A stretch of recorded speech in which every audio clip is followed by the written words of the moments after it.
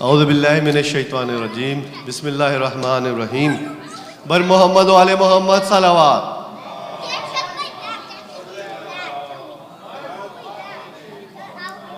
بارے دیگر بلند تر صلوات.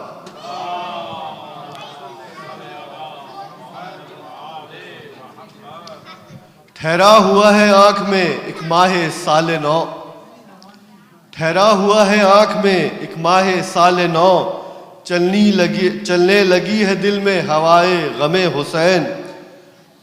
کیا غم ہے جو دعا کی طرح ہے زبان پر، کیا غم ہے جو دعا کی طرح ہے زبان پر، غم ہو کوئی نہ تم کو سوائے غم حسین. بر محمد و آل محمد صلوات.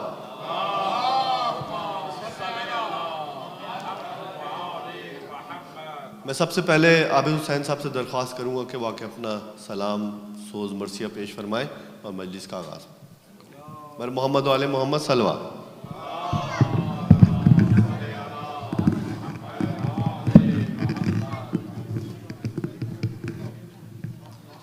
بار دیگر صلوات.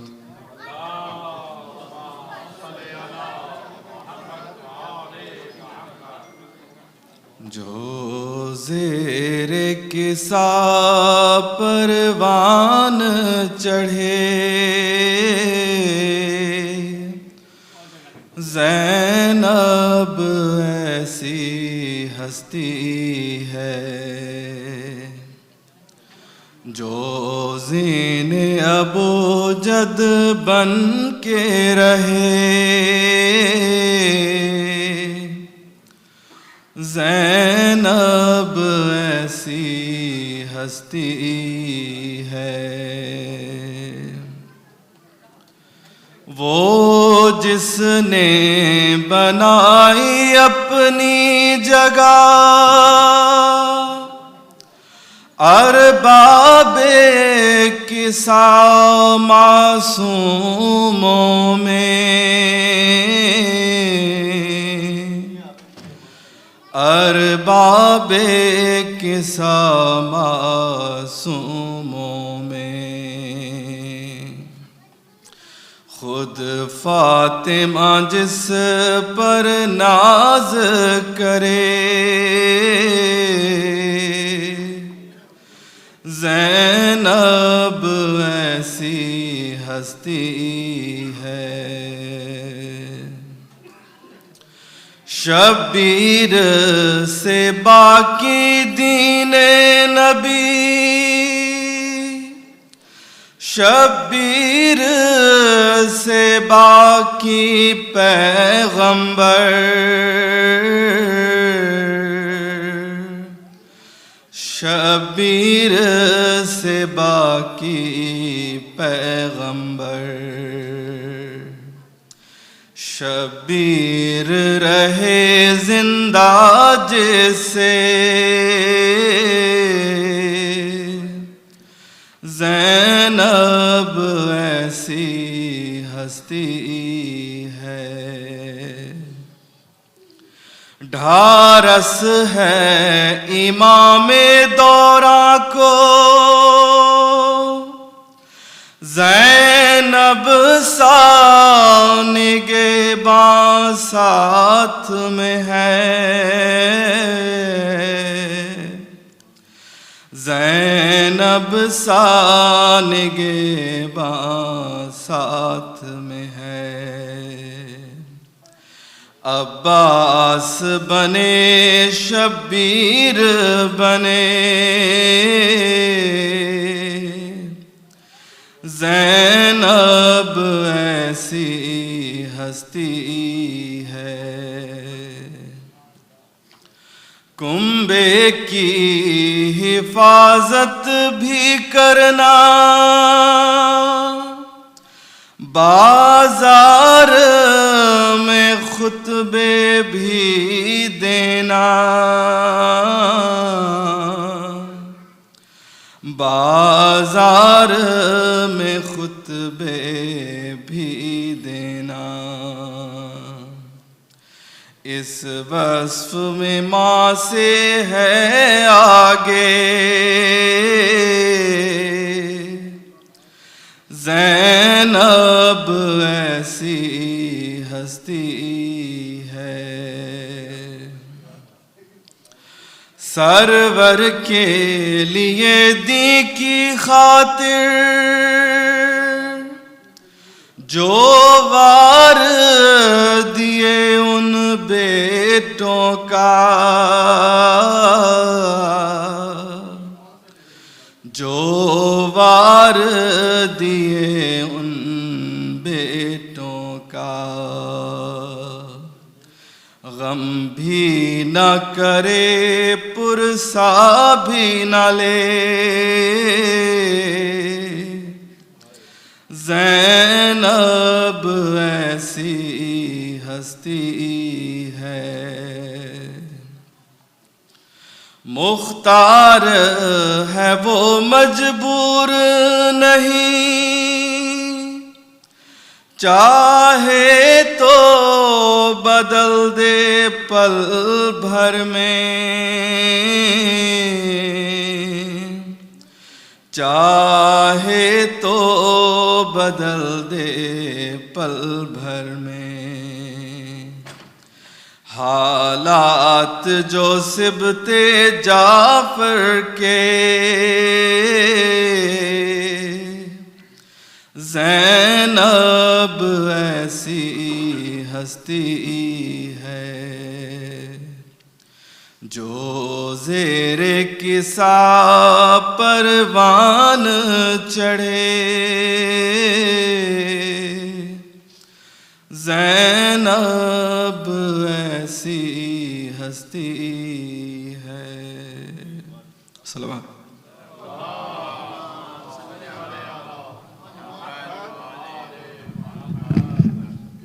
بارے دیگر بلند تر صلوات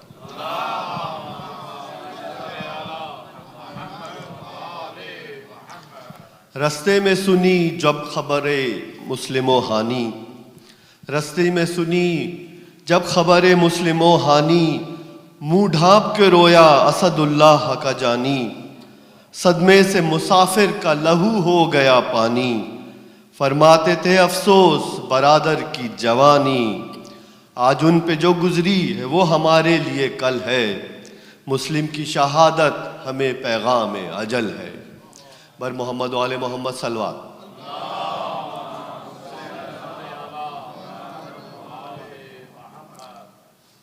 اب میں درخواست کروں گا جناب بابر علی مہدی صاحب سے کہ وہ آ کے تشریف لائیں اور مرثیہ پیش فرمائیں بر محمد و آل محمد صلوات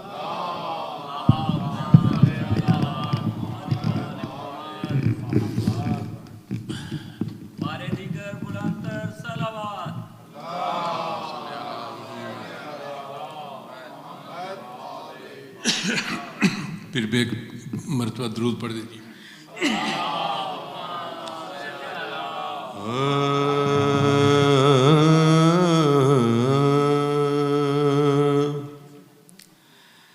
کیا ہے عزائے شاہ کی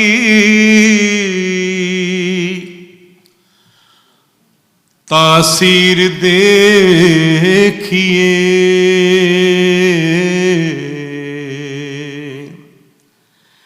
کیا ہے عزائے شاہ کی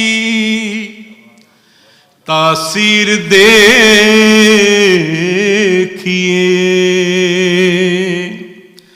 مرکز میں داغ عشق کی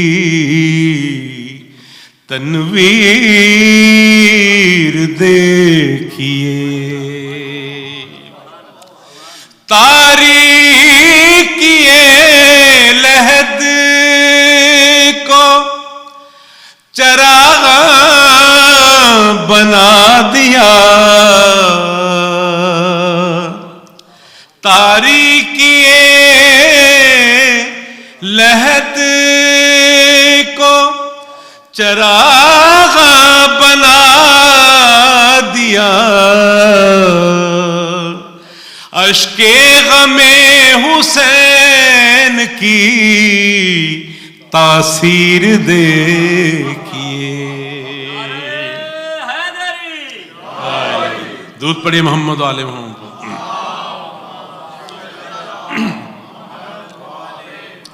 دبیر کا سلام پیش کر رہا ہوں. ایک بار پھر درود پڑھ دیجیے محمد علیہ. مٹ کر بنا جو زیست کی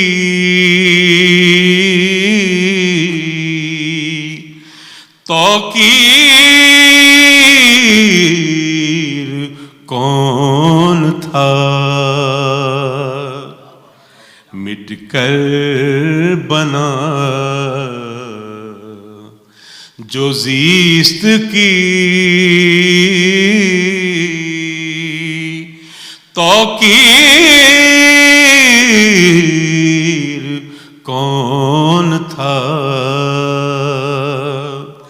جس نے بدل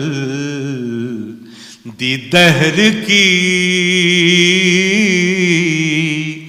تقدیر کون تھا. وہ قصہ حیات کا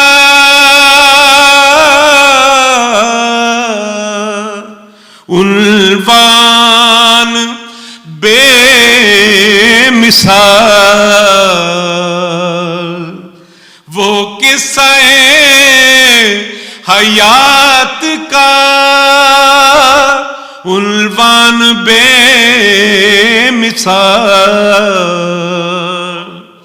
وہ صبر و امتحان کی تصویر کون تھا. درود پڑھیے محمد علیہ محمد پر. روکا تھا جس نے گردش لیل و نہار کو. روکا تھا جس نے گردش لیل و نہار کو. پہنائی جس نے وقت کو زنجیر کون تھا. درود پڑھیے محمد علیہ محمد. تیروں کے سائے میں کبھی تیغوں کی باڑ میں. تیروں کے سائے میں کبھی تیغوں کی باڑ میں پڑھتا رہا جو ہر گھڑی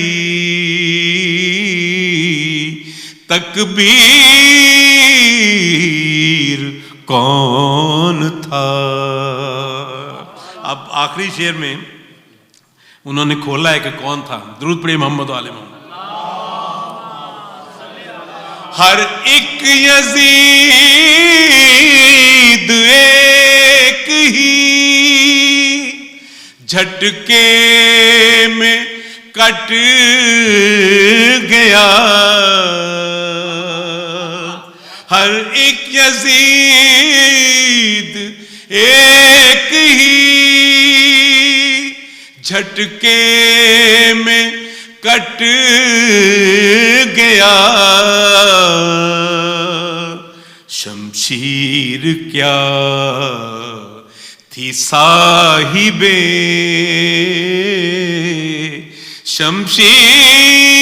شمشیر کون تھا. ایک لا الہ کے حرف پہ ہر چیز وار دی. ایک لا الہ کے حرف پہ ہر چیز وار دی، انسان تھا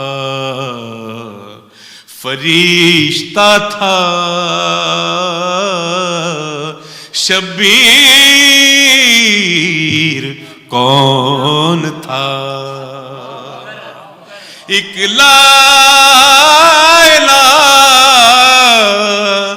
کے حرف پہ ہر چیز وار دی، انسان تھا فرشتہ تھا شبیر کون تھا؟ جس نے بدل دی دہر کی تقدیر کون تھا؟ مٹ کر بنا جو زیست کی توقیر کون تھا؟ درود محمد آل محمد.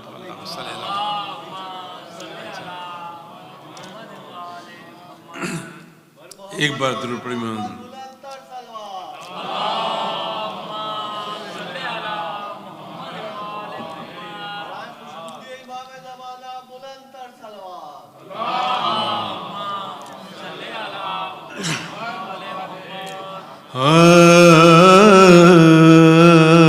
یہ جتنے شاہ ہو تونگر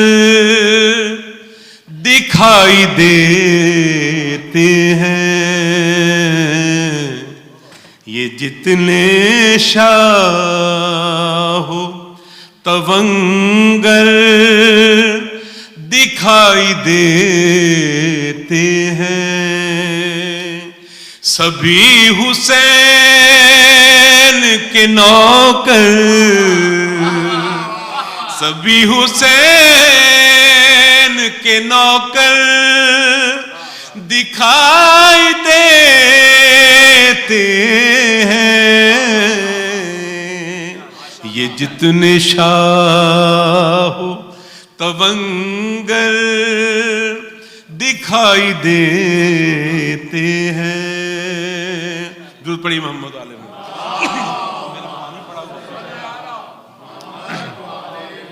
ایک بار درود پڑھ دیجیے محمد. سبھی حسین کے نوکر، سبھی حسین کے نوکر دکھائی دیتے ہیں، یہ جتنے شاہ تونگر دکھائی دیتے ہیں. کبھی زمین پہ فرشتے نظر نہیں آتے، سبھی زمین پہ فرشتے نظر نہیں آتے،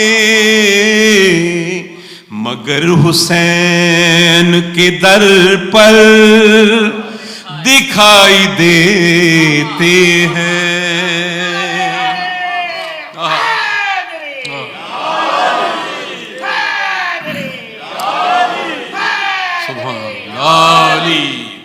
سبھی حسین کے نوکر،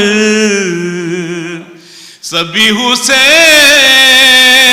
کے نوکر دکھائی دیتے ہیں، یہ جتنے شاہ و تونگر دکھائی دیتے ہیں، علی کے در کے گداگر بھی معجزہ گر ہیں، علی کے در کے گداگر بھی معجزہ گر ہیں، فقیر ہو کے تونگر دکھائی دیتے ہیں، سبھی حسین کے نوکر دکھائی دیتے ہیں، یہ جتنے شاہ تونگر دکھائی دیتے ہیں۔ شعر دیکھیے، حسین تیرے سپاہی عجیب شان کے ہیں، حسین تیرے سپاہی عجیب شان کے ہیں، سب اپنی ذات میں لشکر دکھائی دیتے ہیں، سب اپنی ذات میں لشکر دکھائی دیتے ہیں، زمین جو غم شاہ میں بہائے ہیں آنسو، زمین جو غم شاہ میں بہائے ہیں آنسو، وہی تو ہے جو سمندر دکھائی دیتے ہیں، سبھی حسین کے نوکر، سبھی حسین کے نوکر دکھائی دیتے ہیں، یہ جتنے شاہ تونگر دکھائی دیتے ہیں۔ درود محمد آل محمد۔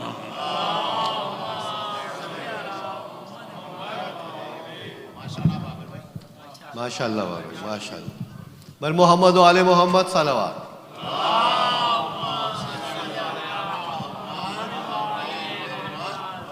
دین کا ستون حق کا سہارا تھے سب کے سب، نور نگاہ حیدر و زہرا تھے سب کے سب، مسلم حبیب جون زہیر ابن قین تھے، ایک انجمن تھی اور 72 حسین تھے۔ بر محمد و آل محمد صلوات۔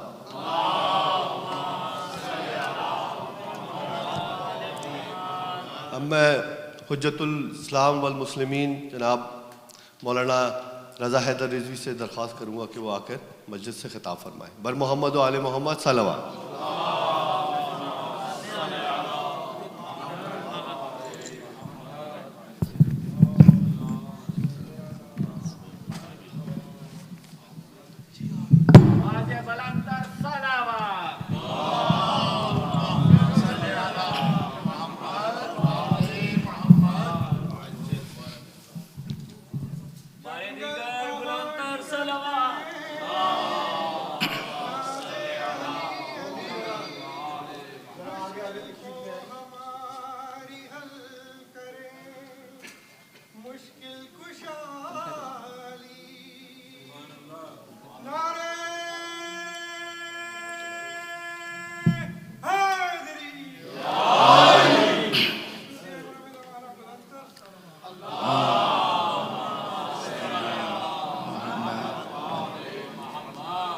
ایک صلوات بھیجیں محمد والے محمد پہ۔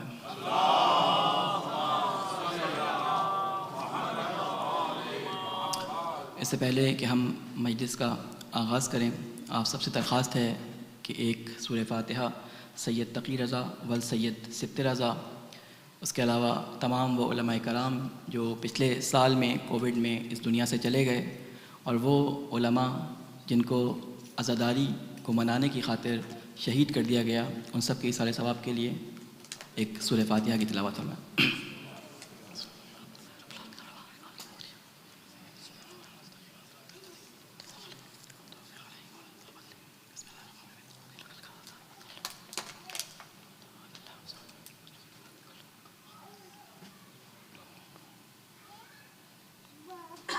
صلوات بھیجیں محمد والے محمد پہ۔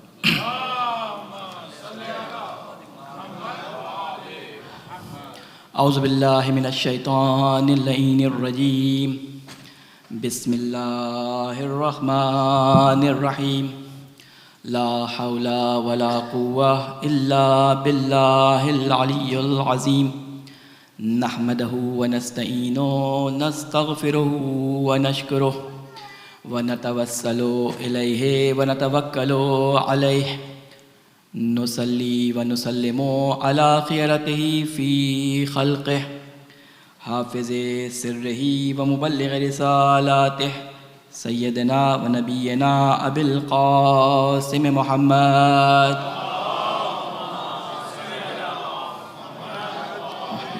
وعلی اہل بیتہ الطیبین الطاہرین المعصومین، سیما بقیت اللہ فی الارضین۔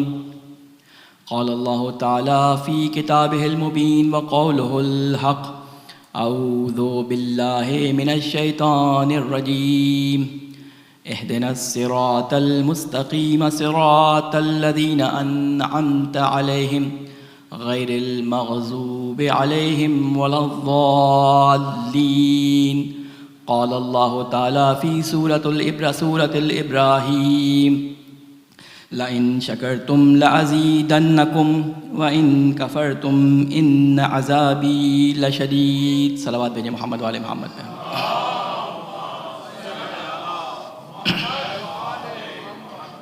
السلام علیکم ورحمۃ اللہ وبرکاتہ۔ اللہ تعالیٰ کا بہت شکر ہے کہ جس نے ہمیں دوبارہ اس محرم کے استقبال کے لیے یہاں جمع کیا۔ آج پہلی محرم کی شب ہے، اور تمام دنیا میں امام بارگاہوں میں اور جہاں جہاں عزاداران حسین امام حسین کا غم منا رہے ہیں، وہاں کالے پرچم لہرائے جا رہے ہیں۔ تمام مومنین کالے لباس میں اپنے گھر والوں کو، چھوٹے چھوٹے بچوں کو لے کر عزاداری کی طرف بڑے جوش و خروش سے رواں دواں ہیں۔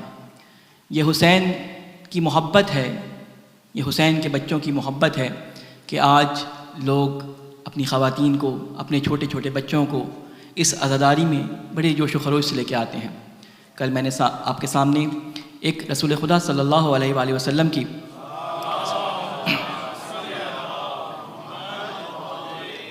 حدیث بیان کی تھی کہ ان لقتل الحسین، کہ یقیناً حسین کے قتل میں حسین کے قتل نے مومنین کے دلوں میں ایک حرارت پیدا کر دی جو قیامت تک ٹھنڈی نہیں ہوگی۔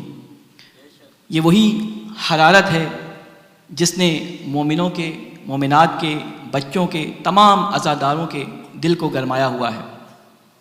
لہٰذا آج ہم اس دعا کے ساتھ اور اللہ کا شکر ادا کرتے ہوئے ماہ محرم کی پہلی شب میں اپنی نوکری کو ادا کر رہے ہیں کہ اللہ تعالیٰ تیرا احسان ہے کہ تو نے ہمیں ان لوگوں میں شامل کیا کہ جو تیری رحمت کے اس دسترخوان پر دوبارہ حاضر ہونے کی جنہوں نے توفیق پیدا کی، اور اللہ کا شکر ہے کہ ہمیں اس گروہ میں، ہمیں ان لوگوں میں قرار دیا کہ جن کے دلوں میں حب محمد و آل محمد کوٹ کوٹ کے بھرا ہوا ہے۔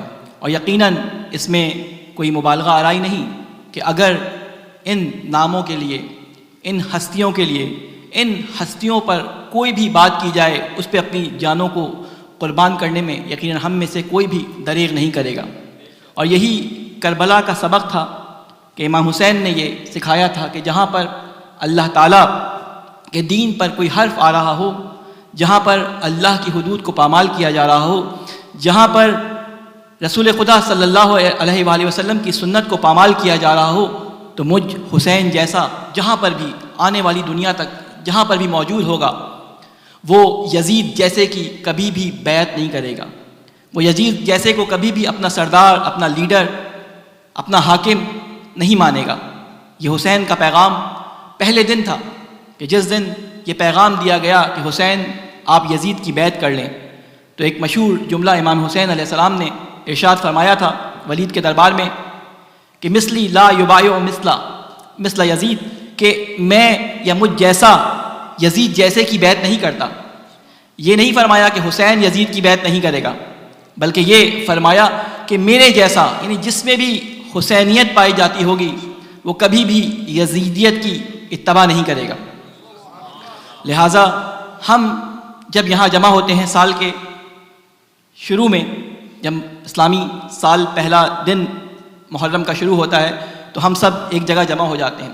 یہ جمع ہونا کس لیے ہے؟ یہ جمع ہونا اس لیے ہے کہ ہم امام حسین علیہ السلام کی یاد منائیں۔ اب سوال یہاں پیدا ہوتا ہے کہ یہ یاد کیسے منائی جائے، یہ یاد کیوں کر منائی جائے؟ کل اس سلسلے میں میں نے آپ کے سامنے کچھ قرآن کی آیات پیش کی تھیں کہ جس میں اللہ تعالیٰ نے اپنے رسول کو لوگوں کو مطمئن کرنے کے لیے یہ بتایا تھا کہ ہم جو پرانے واقعات انبیاء کے تمہارے سامنے بیان کرتے ہیں قرآن مجید میں، اس سے ہوتا کیا ہے۔ دوبارہ اس کو تکرار کرنا میرا مقصد نہیں ہے، میں اس بات سے آگے اپنی بات کو بڑھاتا ہوں کہ جس آیہ کریمہ کا ہم نے انتخاب کیا تھا وہ سورہ فاتحہ کی آخری مشہور آیات ہیں کہ جس میں اللہ تعالیٰ ہمیں یہ حکم دے رہا ہے کہ اہدنا الصراط المستقیم، کہ تم دعا مانگو، تمہیں نہیں معلوم کہ تمہیں کیا مانگنا ہے، تم اتنے ناقص العقل ہو، تم اتنے پست ہو، تم اتنے اپنے نفسیاتی خواہشات کے اندر، نفسانی خواہشات کے اندر گھرے ہوئے ہو کہ تم اگر ہم سے مانگنا بھی چاہو تو تمہیں یہ معلوم نہیں ہوگا کہ تم ہم سے پہلے کیا مانگو۔ لہٰذا ہم تمہیں سکھا رہے ہیں کہ اس پہلی سورہ کے اندر کہ جس کو ہم نے ہر نماز میں تمہارے لیے واجب کر دیا کہ سب سے پہلی جو چیز تم اپنے لیے مانگو وہ ہدایت ہے۔ اور کس چیز کی طرف ہدایت ہے؟ وہ صراط مستقیم، سیدھے راستے کی طرف ہدایت ہے۔ اور اس کے بعد صرف یہ نہیں کہ تم سیدھے راستے کی طرف ہدایت مانگو، بلکہ اللہ تعالیٰ سے یہ بھی دعا کرو کہ اللہ تعالیٰ تمہیں ان لوگوں میں شمار نہ کرے جو مغضوب ہیں، یعنی وہ لوگ جو اللہ کی راہ سے گمراہ کرنے والے ہیں۔ اور دونوں گروہوں کو بیان کر دیا۔ بعض لوگ کہتے ہیں کہ ولضالین اور مغضوب یہ ملتے جلتے الفاظ ہیں، ان کو الگ سے کیوں بیان کیا گیا؟ تو علماء تفسیر اس کے بارے میں جواب دیتے ہیں کہ جب یہ کہا جاتا ہے کہ مغضوب، تو مغضوب سے وہ لوگ، یہ بڑا گروہ ہے مغضوب، وہ لوگ ہیں، وہ سرانے لشکر شیطانی ہیں کہ جو لوگوں کو گمراہی کے راستوں کی طرف بھٹکنے کی ہدایت کرتے ہیں۔ ہدایت دو طرح کی ہوتی ہے، ایک اچھے راستے کی طرف ہدایت اور ایک برے راستے کی طرف ہدایت۔ تو یہ مغضوب وہ لوگ ہیں جو برے راستے کی طرف لوگوں کی ہدایت کرتے ہیں، لوگوں کو گائیڈ کرتے ہیں کہ تم اس راستے پہ چلو۔ اور ضالین وہ لوگ ہیں جو ان کے کہنے پر ان کے پیچھے چلتے چلے جاتے ہیں۔ ایک بڑا مشہور واقعہ ہے، شیخ انصاری سے اس کو مربوط کیا جاتا ہے کہ شیخ انصاری کے بارے میں یہ ہے کہ ویسے عموماً میں خواب اس میں بیان نہیں کرتا ممبر سے، لیکن یہ واقعہ ایسا ہے کہ اس کو بیان کرنے سے ایک مقصد میرا درکار ہے کہ وہ بچوں کے ذہن تک پہنچانے کے لیے بات کو، کہ شیخ انصاری سے کسی نے کوئی سوال کیا، وہ اس دن بڑے پریشان تھے، جواب نہیں آ رہا تھا۔ رات کو جب سوئے تو انہوں نے خواب میں کچھ دیکھا کہ شیطان کھڑا ہے اور شیطان کے ہاتھ میں مختلف زنجیریں ہیں، کوئی بڑے سائز کی زنجیر، کوئی موٹی زنجیر، کوئی پتلی زنجیر، کوئی رسی، کوئی چھوٹی رسی، کوئی پتلی رسی۔ تو شیطان سے یہ سوال کیا کہ یہ تمہارے ہاتھ میں یہ زنجیریں اور یہ رسیاں کیسی ہیں؟ تو شیطان نے جواب دیا کہ یہ رسیاں اور زنجیریں لوگوں کو اپنے جال میں پھنسانے کے لیے ہیں۔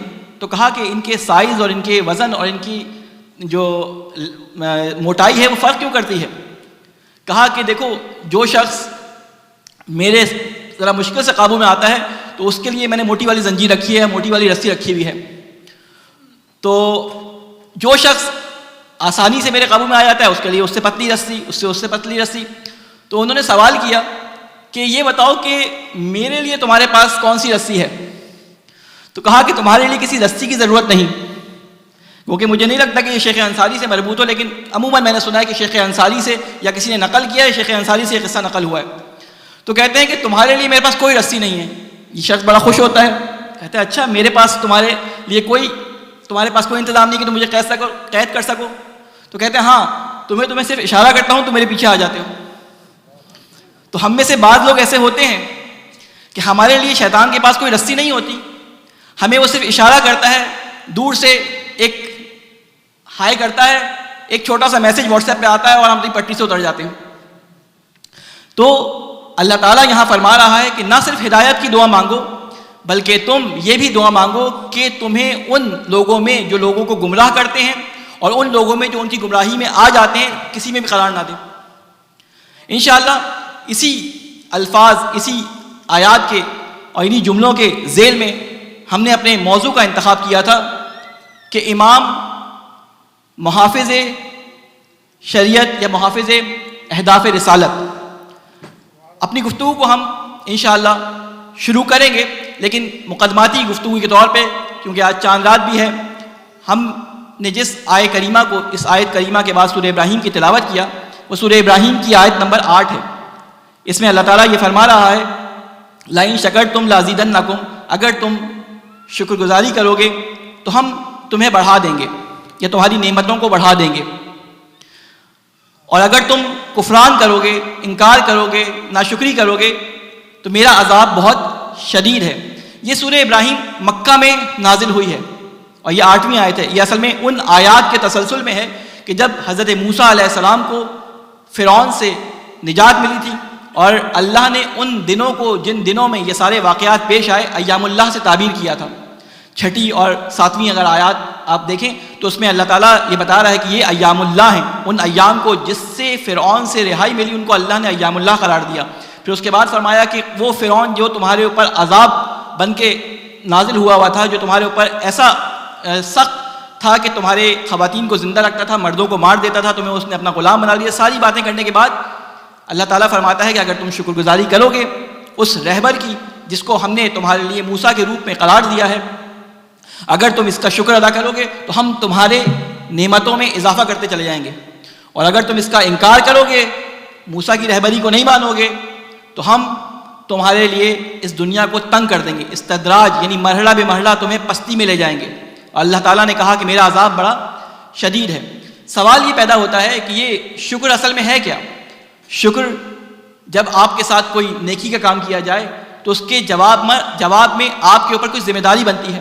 ہر انسان ضرورت مند ہے اس دنیا کے اندر. اللہ تعالیٰ نے انسان کو پیدا ہی ایسا کیا ہے کہ وہ کسی نہ کسی چیز میں دوسرے کا محتاج ہے. ایک ڈاکٹر وہ انجینئر کا محتاج ہے گھر بنانے کے لیے، ایک انجینئر اپنے علاج کے لیے ڈاکٹر کا محتاج ہے. ہر مرحلے میں آپ دیکھتے چلے جائیں کوئی نہ کوئی شخص کسی دوسرے کا محتاج آپ کو نظر آئے گا. یہ اللہ نے اس طرح سے سوسائٹی کو تنظیم کیا ہے تاکہ سب ایک دوسرے پہ تکبر نہ دکھائیں. یہ نہ کہیں کہ میرا رتبہ تم سے زیادہ، تمہارا رتبہ مجھ سے کم، یا تمہارا رتبہ جو ہے وہ اس لیے پست ہے کہ تم فلاں جاب کرتے ہو، میرا رتبہ اس لیے ہے کہ میرا بزنس بہت بڑا ہے، یا فلاں کوئی بھی بات آپ اس کی جگہ کر لیں. تو اللہ تعالیٰ نے ہر ایک کو ضرورت کے تحت اس دنیا کے اندر رکھا ہے کہ ایک دوسرے کے ضرورت مند ہیں. تو یہ حکم دیا کہ جب تمہاری ضرورت کوئی دوسرا شخص پوری کرے تو اس کے جواب میں تمہارے اوپر اس کی شکر گزاری لازم بنتی ہے.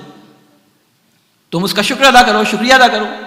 تو ہم نے دست بستہ نبی کی بارگاہ میں ان سے سوال کیا کہ رسول خدا ہمیں یہ تو بتا دیں کہ اللہ نے یہ جو فرمایا ہے شکر، یہ تو ہم ہر روز شکر ادا کرتے ہیں، اس کا طریقہ کار کیا ہے؟ تو ہمیں روایات کے اندر جو مفہوم ملتا ہے، جو علماء سے ہم نے سنا، اپنے اساتذہ سے سنا، وہ ہمیں بتاتے ہیں کہ شکر اصل میں ہوتا ہے تین طرح کا شکر ہوتا ہے. ایک شکر وہ ہوتا ہے کہ جب آپ کو کوئی نعمت ملے آپ کہیں الحمدللہ، یا کسی کا شکریہ ادا کر دیں، زبان سے آپ شکر ادا کرتے ہیں. یہ پہلا مرحلہ ہے شکر کا کہ آپ زبان سے کسی کا شکریہ ادا کریں. علماء شکر کا دوسرا یا شکریہ کا دوسرا مرحلہ یہ بیان کرتے ہیں کہ شکریہ کا دوسرا مرحلہ شکر قلبی ہے، یعنی دل سے شکر کرنا.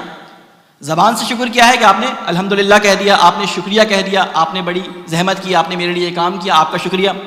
اس کا دوسرا مرحلہ یہ ہے کہ آپ اس اپنے اوپر رحم کرنے والے کو، اپنے اوپر جسے کہتے ہیں کہ نعمت کے لانے والے کو جو شکریہ ادا کرتے ہیں، اس میں دو طرح کے لوگ پائے جاتے ہیں. ایک وہ لوگ ہوتے ہیں جو ان نعمت دینے والوں کو مستقل سمجھ لیتے ہیں، اور ایک وہ لوگ ہوتے ہیں جو ان نعمت دینے والوں کو اللہ تعالیٰ کا ایک وسیلہ سمجھتے ہیں. اللہ کا وسیلہ سمجھتے ہیں کہ اللہ نے ان کو یہ توفیق دی کہ ان کے ہاتھ سے ہمارا یہ کام ہو گیا، لیکن اللہ نے کہا کہ تم ان کے بھی احسان مند رہو اور میرا بھی شکر ادا کرو. تو شکر قلبی یہ ہے کہ انسان اپنے دل کے اندر یہ احساس کرے کہ اس نے جو کام کیا ہے یہ مستقل نہیں ہے اس کام میں، بلکہ اللہ کا شکر ہے کہ اللہ تعالیٰ نے اس کے دل میں یہ بات ڈالی کہ یہ میری یہ مدد کر دے، یہ میری کمک کر دے، یہ میرے اس کام آ جائے، یہ میرے اس مسئلے کو حل کر دے. تو جتنے بھی کام ہمارے ہاتھ سے دوسروں کے لیے ہوتے ہیں یا دوسروں کے ہاتھ سے ہمارے لیے ہوتے ہیں، یہ اصل میں سورس کون ہے؟ یہ اللہ تعالیٰ کی ذات ہے. یعنی جو بھی ہمارے اوپر آئے، ہمارا جو ہے کوئی لاٹری نکالا ہے، لاٹری تو خیر جائز نہیں، لیکن ہمارا مثلا کہیں کا ویزا لگ جائے، یا ہمیں کوئی ایک بہت بڑا کوئی جیسے کہتے ہیں نا کہ انعام مل جائے کسی کی طرف سے اچانک، جس کی ہمیں امید نہ ہو، تو بجائے اس کے کہ آپ اپنے دل میں یہ خیال کریں کہ اب ساری زندگی ہم اسی کے ہو کے رہ گئے کیونکہ اس نے ہمارے اوپر یہ رحم کر دیا، ہماری مدد کر دی، نہیں، اصل مالک خدا ہے جس نے اس کے ذریعے تمہاری یہ مدد کروائی. تو شکر قلبی یہ ہے کہ آپ دل میں یہ خیال رکھیں کہ سامنے ظاہر میں مدد کرنے والا یہ شخص ہے، لیکن پیچھے اس کو اللہ تعالیٰ نے توفیق دی ہے کہ یہ ہماری مدد کرے. تیسری قسم علماء بیان کرتے ہیں شکر کی، وہ یہ بیان کرتے ہیں کہ شکر عمل کے اندر ظاہر ہو، یعنی شکر زبانی ہو گیا، شکر قلبی ہو گیا، اور تیسری قسم کیا ہو گئی؟ شکر عملی. شکر عملی کیا ہے؟ شکر عملی یہ ہے کہ اللہ تعالیٰ نے جو نعمتیں ہمیں دی ہیں ہم اپنے عمل کے ذریعے اس کو ظاہر کریں. مثلا اللہ تعالیٰ نے ہمیں دولت دی، تو اللہ تعالیٰ کی ہمیں دولت دینے کا مطلب یہ ہے کہ اللہ تعالیٰ قرآن مجید میں فرماتا ہے وہ مال جو میں نے تمہیں دیا ہے اس میں سے لوگوں کے لیے انفاق کرو. تو شکر مال یہ ہے کہ وہ مال جو اللہ ہمیں دیتا ہے اس میں سے انفاق کیا جائے، لوگوں کو اس میں سے بخشا جائے، لوگوں کی اس میں سے مدد کی جائے. یہ نہ ہو کہ امام زمانہ کی جیب سے اس کو بخش دیا جائے. فارسی میں کہتے ہیں از خلیفہ کیسے میں بخشت، یعنی خلیفہ کی جیب سے بخشتے ہیں. ہم نے دیکھا ہے بعض لوگ خمس دیتے ہیں کسی کے پاس جا کر اور کہتے ہیں پیچھے سے 4 بندوں کو پیچھے بھیج دیتے ہیں کہ جاؤ مولانا کے پاس، ابھی میں نے پیسے دیے ہیں، ان سے بولو ذرا میری مدد کر دیں. بھائی اگر آپ نے مدد کرنی ہے، انفاق کرنا ہے تو اپنی جیب سے کریں، خدا کی جیب سے، امام کی جیب سے، رسول کی جیب سے کیوں انفاق کرواتے ہیں؟ اور نام آپ کا آتا ہے کہ جی فلاں نے ہمیں ریفر کیا تھا، آپ ذرا ہماری مدد کر دیں. تو اللہ تعالیٰ یہ فرماتا ہے کہ شکر عملی یہ ہے کہ جو نعمتیں میں نے تمہیں دی ہیں اس کو اپنے عمل میں ظاہر کرو اور اس نعمت کا استعمال وہاں کرو جہاں میں نے حکم دیا ہے اور جہاں میں نے منع کیا ہے وہاں پہ اس سے رک جاؤ. تو 3 طرح کے شکر ہمیں نظر آ گئے، شکر زبانی، شکر قلبی اور شکر عملی. اب جب اللہ تعالیٰ نے ہمارے اوپر یہ ساری نعمتیں دی ہیں، ہم ایک نعمت کو دیکھتے ہیں، یہ زبان جو ابھی آپ کے سامنے چل رہی ہے یا ہماری دوسروں کے سامنے چلتی ہے، اس کا شکر کیا ہے؟ کیا یہ شکر یہ ہے کہ ہم اپنی زبان کے لیے اللہ کا شکر ادا نہ کریں؟ اگر ہمیں گونگا پیدا کر دے تو ہم کیا کرتے ہیں؟ ہاتھ ہی ہلاتے رہتے خالی. یہ اللہ کا شکر ہے کہ اس نے ہمیں زبان دی، اور یہ بھی اللہ کا شکر ہے کہ اس زبان سے حق بات کہنے کی توفیق دی. تو یہ اللہ کا شکر ہے. اور شکر قلبی کیا ہے؟ کہ ہم اس کے لیے ان لوگوں کے شکر گزار ہوں کہ جنہوں نے ہمیں بولنا سکھایا، ہمارے ماں باپ، ہمارے اساتید، ہمارے وہ ٹرینر جنہوں نے ہمیں آداب سکھائے کہ بزرگوں سے بات کیسے کرنی ہے، علماء کے ساتھ بات کیسے کرنی ہے، چھوٹے بچوں سے بات کیسے کرنی ہے، لوگوں کے ساتھ کس طرح مکالمہ کرنا ہے.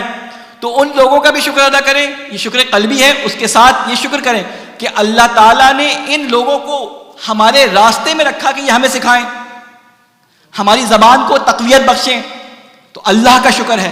تو دل میں کیا خیال ہو گیا اس زبان کے شکر کا کہ جتنی یہ بلاغت و فصاحت ہماری زبان میں پائی جاتی ہے کسی بھی معاملے میں، یہ سب ان اساتید کو ہمارے اللہ نے ودیعت فرمائی تھی جو ان کے ذریعے ہم تک منتقل ہو گئی. اور اس کا عملی شکر کیا ہے؟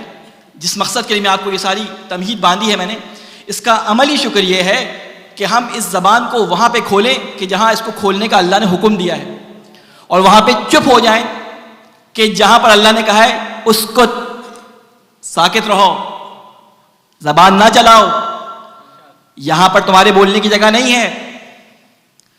تو یہ کون سی جگہ ہوتی ہے کہ جہاں پر ہم یہ پہچانیں کہ کون سی جگہ بولنا ہے کون سی جگہ نہیں بولنا.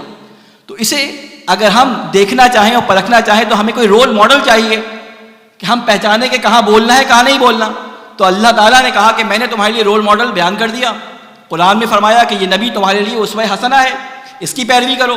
نبی نے ہمیں فرما دیا کہ یہ اہل بیت تمہارے لیے اسوہ حسنہ ہے, ان کی پیروی کرو. تو اب جب یہ اعتراض آپ سنیں کہ فلاں امام جو ہے وہ قیام کر کے کھڑے ہو گئے اور فلاں امام سکوت میں رہے, ساکت رہے, تو ان کو یہ جواب دیں کہ اللہ تعالیٰ نے حق رکھا ہے زبان کا, کہ اللہ نے حکم دیا ہے کہ جہاں بولنا چاہیے وہاں بولو, وہاں قیام کرو, وہاں جھگڑا کرو, وہاں جدال کرو, وہاں مناظرہ کرو. اور جہاں کہا کہ ساکت رہو, جہاں کہا کہ دعا سے کام لو, جہاں کہا کہ فلاں مصالحہ سے کام لو, تو وہاں مصالحہ سے کام لو. یہ اللہ کی مرضی کے مطابق زبان بند بھی کرتے ہیں اور زبان کھولتے بھی ہیں.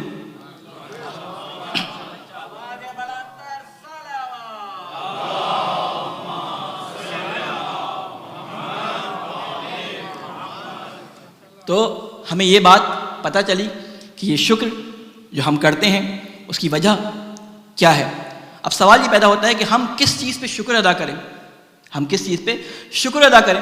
سب سے زیادہ جو نعمت بڑی ہمارے پاس ہے اس پہ ہم نے شکر ادا کرنا چاہیے.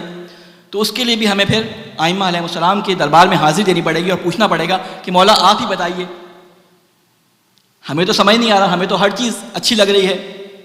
میں جو ہے وہ قبر سے باہر سوچ رہا ہوں تو میرے لیے تو ایک بڑی گاڑی بھی نعمت ہے, اس پہ بھی مجھے شکر کرنا ہے. میرے لیے تو بیوی, بچے, گھر, مکان, بزنس, یہ سب بہت بڑی چیزیں ہیں. میں کس پہ شکر کروں آخر؟ اور جو قبر کے اندر جانے کے بعد اوپر کا دیکھتا ہے تو فکر میں تبدیلی آ جاتی ہے. اب اس کے لیے شکر یہ ہے کہ وہاں پہ کیا کیا چیزیں کام آ رہی ہیں ان پہ شکر ادا پہلے کریں. تو اللہ تعالیٰ نے ہمیں جو ہستیاں دی, امام صادق ہمارے چھٹے امام یہ فرماتے ہیں, اللہم صلی اللہ محمد وعلی محمد, اپنے اصحاب کے درمیان موجود تھے اور فرماتے ہیں کہ اگر تمہیں یہ معلوم ہو جائے کہ تمہاری صرف ایک دعا قبول ہوگی تو تم کیا دعا مانگو گے. امام کے جلیل القدر اصحاب سامنے بیٹھے ہوئے ہیں, ایسے اصحاب جن میں اصحاب الاجماع شامل ہیں, حشام جیسا, زرارہ جیسا صحابی موجود ہے وہاں پہ. امام نے سوال کیا اگر تم سے یہ بتا دیا جائے کہ تمہاری ایک دعا مقبول ہے, کیا دعا مانگو گے؟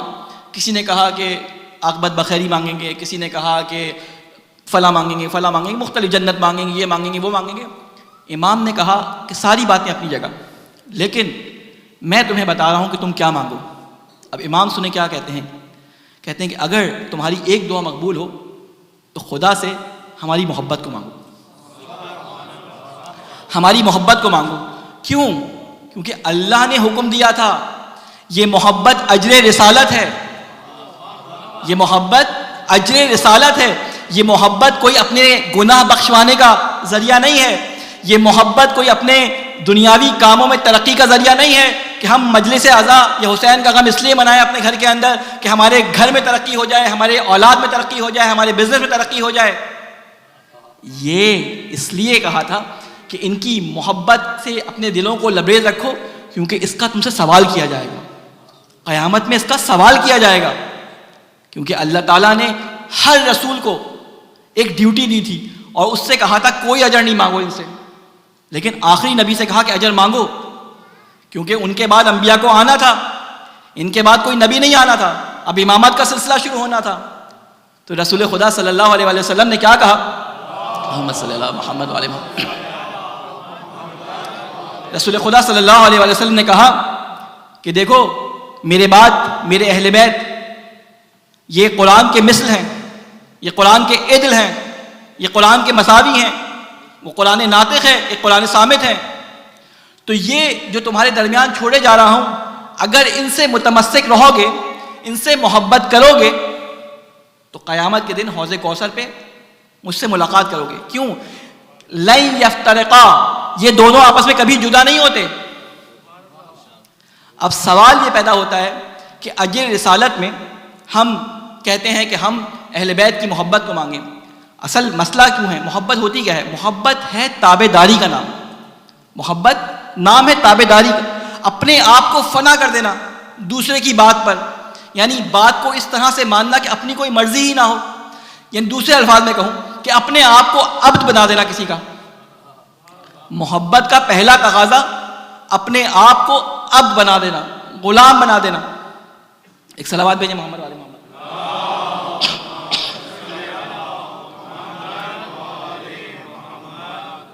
ایک اور صلوات بھیجیں محمد والے محمد.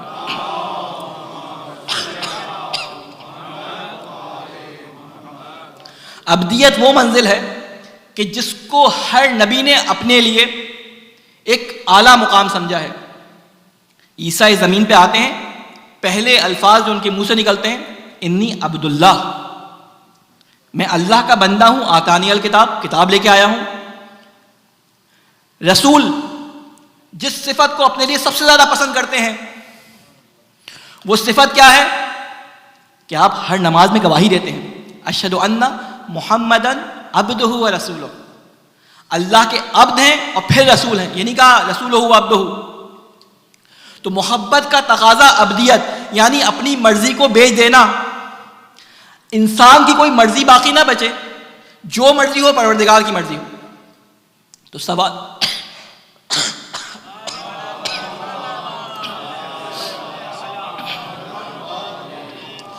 بہت معذرت، کئی دنوں سے یہ کھانسی چل رہی ہے، ٹیسٹ کروا چکا ہوں، آپ لوگ پریشان نہیں ہو جائے گا.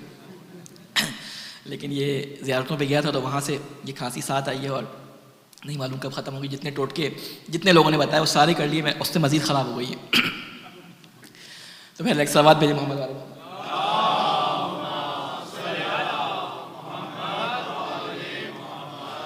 تو اب جو ہمیں یہ اہل بیت علیہ السلام کی نعمت ملی، یہ جو اللہ تعالیٰ نے اہل بیت کی شکل میں ہمیں نعمت دی، تو ہم اس جھگڑے کی طرف آتے ہیں جو جھگڑا پیدا ہوا کہ اللہ تعالیٰ نے جن کی محبت کا حکم دیا تھا، اللہ تعالیٰ نے کہا تھا کہ یہ تمہارے رہنما ہیں، یہ تمہارے آئیڈیل ہیں، ان کی پیروی کرنا، تو ہم نے ان کو چھوڑا کیوں؟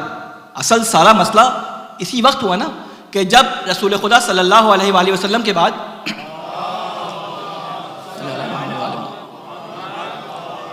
اس بات میں لوگوں کے درمیان تفرقہ پیدا ہو گیا کہ اب رہنمائی کون کرے گا، اب جو ہے وہ ہمیں کون چلائے گا.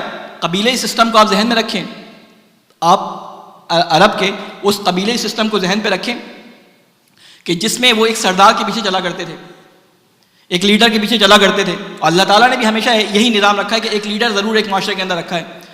تو میں آپ سے ایک عقلی سوال کروں گا، آپ ساری چیزیں چھوڑ دیں، ابھی فی الحال غدیر کو چھوڑ دیں، آپ چھوڑ دیں کہ ہمیں اہل بیت سے محبت ہے، آپ ایک عقلی بات کو دیکھیں کہ دیکھیں ہماری زندگی میں ہمیں کہا جائے کہ تمہیں اپنی کمپنی کے لیے ان 5 افراد میں سے ایک شخص چوز کرنا ہے. یہ مثلاً سارے کے سارے آکسفورڈ کے پڑھے ہوئے، مثال کے طور پہ ان کے جو نمبر آکسفورڈ میں آئے تھے وہ 33 نمبر لے کے پاس ہوئے تھے، یہ مثلاً A گریڈ سے پاس ہوئے تھے. یہ وہ تھے کہ جنہوں نے نہ صرف A گریڈ، نہ صرف 100% مارکس لیے، بلکہ آپ اس یونیورسٹی کے پروفیسر بھی ہیں. تو آپ کا دل کیا کہتا ہے، آپ کا دماغ کیا کہتا ہے، آپ اس میں سے کس کو چنیں گے اپنے ادارے کے لیے؟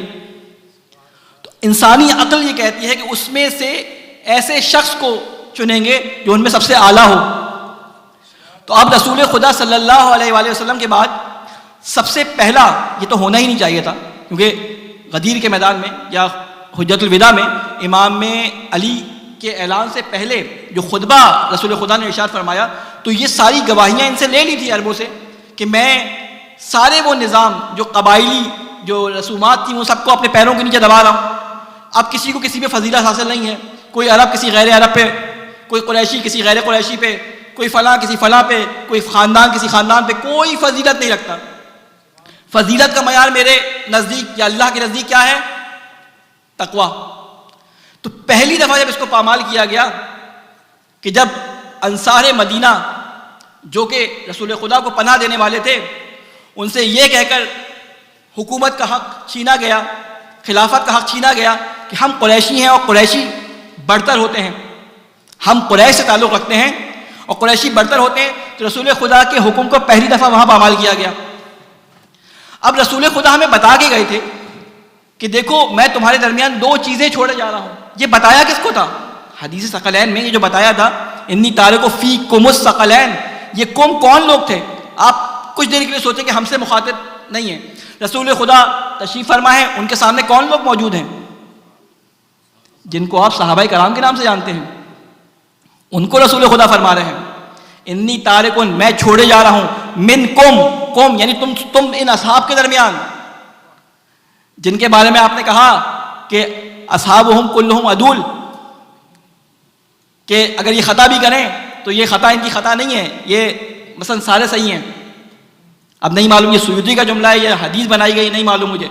تو بہرحال اللہ نے اپنے نبی کے زبان سے یہ کہلوا دیا کہ ان اصحاب کو بتا دو، بعد میں یہ شک نہ کریں، بعد میں قرآن کے مقابل میں کسی حدیث کو نس نہ بنائیں کہ تمہارے درمیان، ان اصحاب کے درمیان دو چیزیں چھوڑ کے جا رہا ہوں. پتا تھا کہ یہ دونوں سے دوری کریں گے، قرآن کو چھوڑ کے جا رہا ہوں اور اپنی اطرت اہل بیت کو چھوڑ کے جا رہا ہوں. یہ قرآن ہمیشہ تمہاری ہدایت کرتا رہے گا، اور یہ اہل بیت جہاں تم اس قرآن کے بارے میں کسی مشکل میں پھنسو، یہ اہل بیت تمہاری رہنمائی کریں گے. ہم نے وہاں سے چھوڑا اور مسلمانوں میں دو خط جدا ہو گئے. وہ ہلکا سا انحراف جو شروع میں ایک نقطے سے شروع ہوا تھا اور آج ہوتے ہوتے کئی فرقوں کی صورت میں تقسیم ہو چکا ہے، اور ہر ایک کو یہ گمان ہے کہ وہ صحیح ہے. میں نے پچھلے سالوں میں یہ آپ کے سامنے عرض کی تھی کہ ہر ایک یہ سمجھتا ہے کہ میں سچا، باقی سب جھوٹے، باقی سب جہنمی. یہ میں باتیں آپ کے سامنے بیان کر چکا ہوں ساری کی ساری. تو اب اللہ تعالیٰ نے جب اپنے ان نمائندوں کو جن کے بارے میں رسول خدا نے فرما دیا تھا کہ شک نہیں ہے ان کے بارے میں، اب ہمیں اپنا لیڈر اگر چننا ہوگا تو ہم کس کو چنیں گے؟ اس کو چنیں گے جو ہر کسی خطا سے، ہر کسی غلطی سے پاک ہوگا، یا کم از کم جس کے بارے میں رسول کی احادیث موجود ہوں گی. آپ تمام ائمہ کو 2 منٹ کے لیے ہٹا دیں، صرف امام علی علیہ السلام کے بارے میں کہ حق پہ کون ہے. فرمایا الحق مع علی، حق علی کے ساتھ ہے اور علی حق کے ساتھ ہے، یعنی کبھی بھی جدا نہیں ہوں گے. یا کہا کہ اے پروردگار حق کو اس طرف موڑ دے جس طرف علی جائے. تو اب پریشانی کس بات کی ہے؟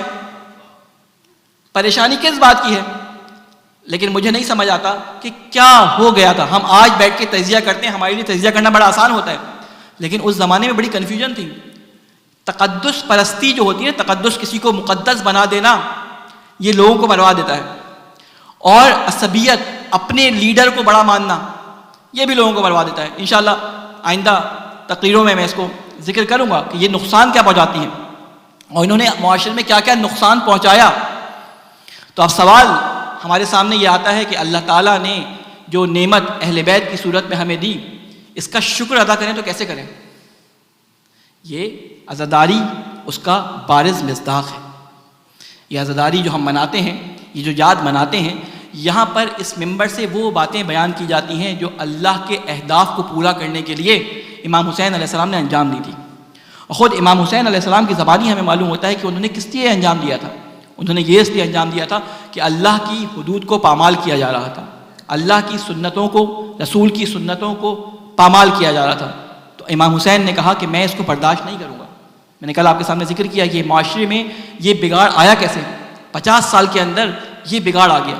دیکھیں مدینہ جس کے لوگوں نے رسول خدا کو دعوت دی تھی، رسول خدا کا استقبال کیا تھا، رسول خدا کو اتنا زیادہ اعزاز دیا تھا کہ اپنے گھروں، اپنے وراثتوں کو، اپنے مالوں کو رسول خدا کے اصحاب کے ساتھ آدھا آدھا کر لیا تھا.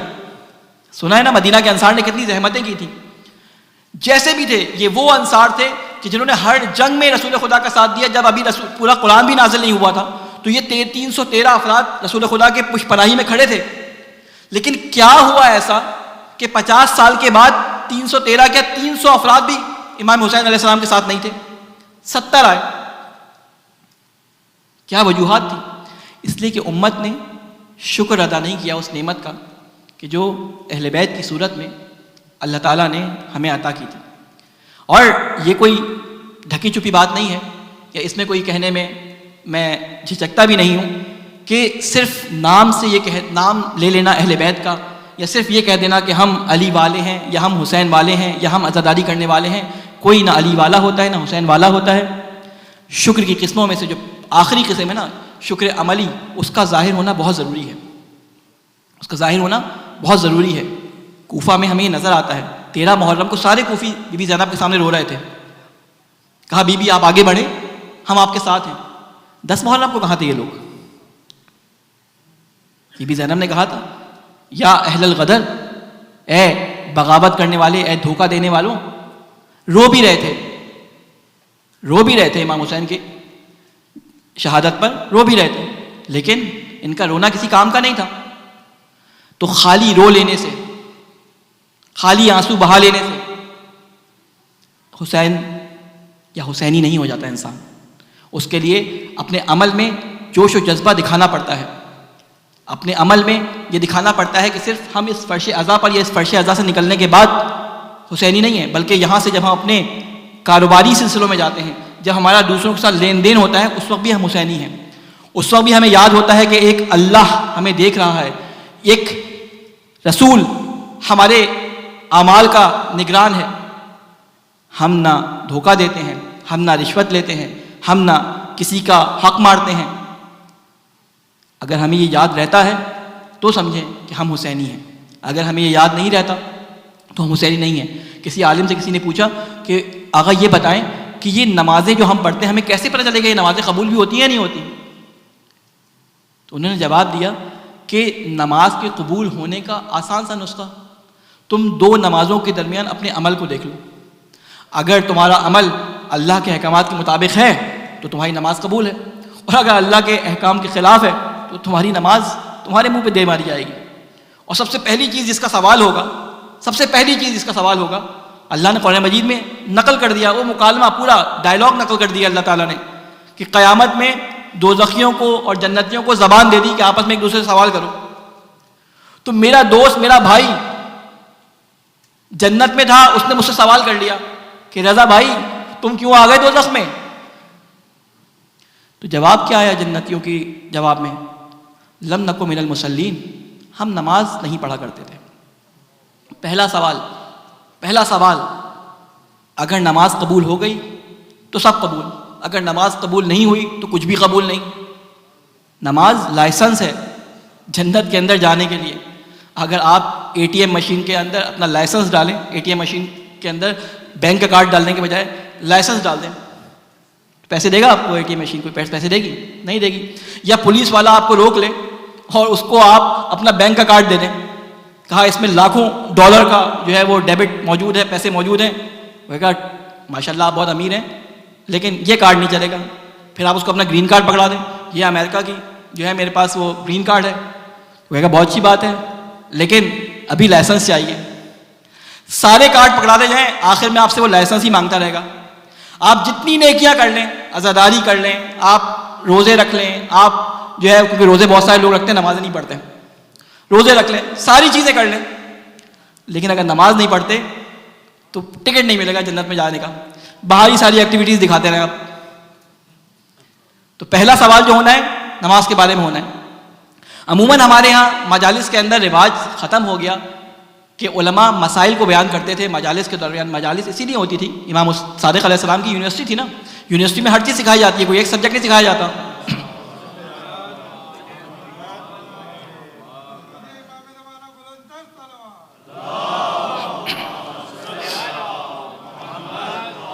وہ مسائل کو بیان کرنا ہمارے یہاں بالکل ختم ہو گیا.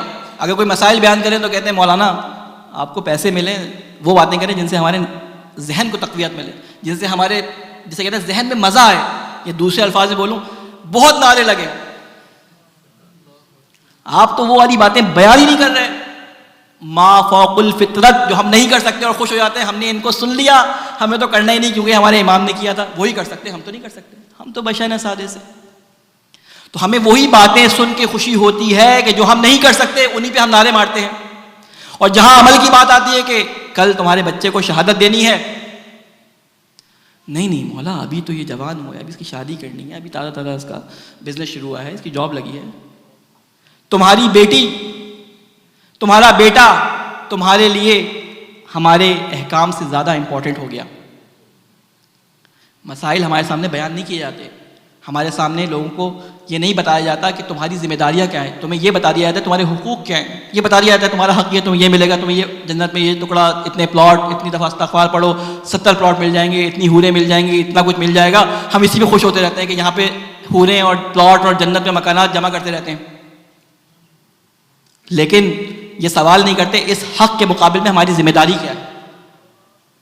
امام حسین علیہ السلام نے مدینہ والوں کو یہی بتایا تھا، یہ جو تم عبادتوں میں مشغول رہتے ہو 24 گھنٹے، جب امام حسین نے کہا تھا میرا ساتھ دو، میرے ساتھ چلو، تو مدینہ میں بڑے بڑے اصحاب موجود تھے، بڑے نامور صحابی موجود تھے، سب نے کہا حسین کہاں جا رہے ہو، غدر ہوگا، گھر لوگوں کے تباہ ہوں گے، نوجوان قتل ہوں گے، نہیں جاؤ، ایک کونے میں پڑے عبادت کرتے رہو، ہم بھی عبادت کریں، تم بھی عبادت کرو۔ امام حسین نے کہا ان کو بات سمجھ نہیں آئے گی، یہ جگہ صحیح نہیں ہے، کعبے کی طرف چلو۔ کعبے میں گئے، 3 مہینے پہلے چلے گئے، ذی الحج میں نکلے ہیں، 27 سے 26 ذی الحج کو نکلے ہیں، کعبے میں پہنچ گئے۔ اس زمانے میں یہ رواج تھا کہ 3 مہینے پہلے لوگ حج کی نیت سے آنا شروع ہو جاتے تھے، اسی لیے ان 3 مہینوں کو ماہ حرام میں قرار دیا گیا، ٹھیک ہے، ذی قعدہ، ذی الحج اور محرم، یعنی ذی قعدہ کے مہینے سے لوگ آنا شروع ہو جاتے تھے 2 مہینے پہلے، 1 مہینے پہلے۔ کیوں؟ اس لیے کہ عربوں میں لوٹ مار کا رواج بہت زیادہ تھا، لیکن ان 3 مہینے میں عرب کاروانوں کو لوٹتے نہیں تھے، اس لیے لوگ سکون سے کعبے کے اندر آ کے عباداتیں کیا کرتے تھے، اپنے طواف انجام دیتے تھے، حج کیا کرتے تھے، جو بھی طریقہ تھا ان کا حج کا۔ تو امام نے وہاں پہ جا کے اپنا کام کرنا شروع کیا، لیکن دیکھا کہ یہاں پہ بھی کیپیسٹی نہیں ہے، اور یزید کے وہ تمام لوگ جو تقریباً 40 کے قریب تاریخ میں ملتا ہے کہ 40 لوگوں کو یزید نے مامور کیا تھا کہ وہ امام حسین کو کسی نہ کسی طریقے سے قتل کر دو، کبھی یہ صفا مروہ کے درمیان ہو وہاں قتل کر دو، کہیں بھی ملیں یہ ایسے خاموشی سے قتل کر دو کہ پتہ بھی نہ چلے، لیکن نہیں ہو سکا۔ امام حسین نے کہا یہ جگہ بھی صحیح نہیں ہے، وہاں سے بھی نکلے امام حسین، اور جب نکلے تو کئی لوگوں نے مشورہ دیا کہ حسین نہ جائیں، حسین آپ جو ہیں کسی اور جگہ چلے جائیں، حسین گھر والوں کو لے کے نہ جائیں، بہت سارے مشورے دیے۔ ابھی مکہ سے نکلے حسین کیوں لوگوں کو دعوت دے رہے ہیں؟ حسین کے بارے میں سب کو پتہ ہے، سب کو پتہ ہے کہ حسین پناہ کی تلاش میں جا رہے ہیں، حسین حکومت سے فرار کر رہے ہیں، لیکن کسی نے بھی حسین کو دعوت نہیں دی کہ ہمارے پاس آ جاؤ۔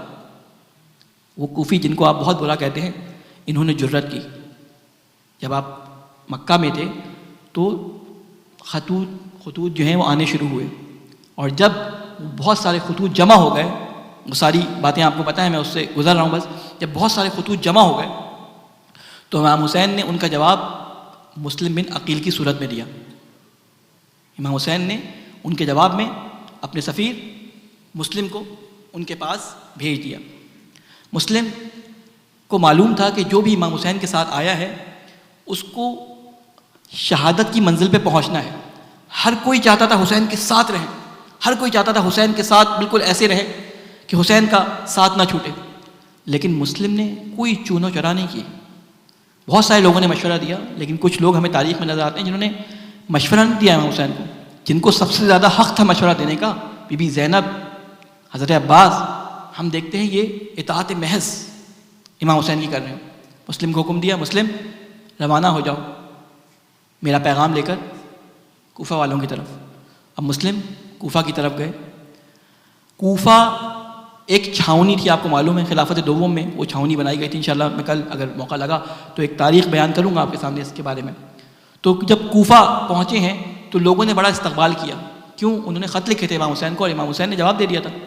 ان کو نظر آ رہے تھے کہ حسین جیسی شخصیت، حسین کوفہ میں رہ چکے تھے امام علی کے ساتھ، اپنی زندگی کئی سال کوفہ میں گزارے تھے امام علی کی خلافت کے دور میں، جو ظاہری خلافت تھی اس کے دور میں امام حسن و حسین وہاں رہ چکے تھے، پھر امام حسن وہاں سے منتقل ہوئے مدینہ دوبارہ۔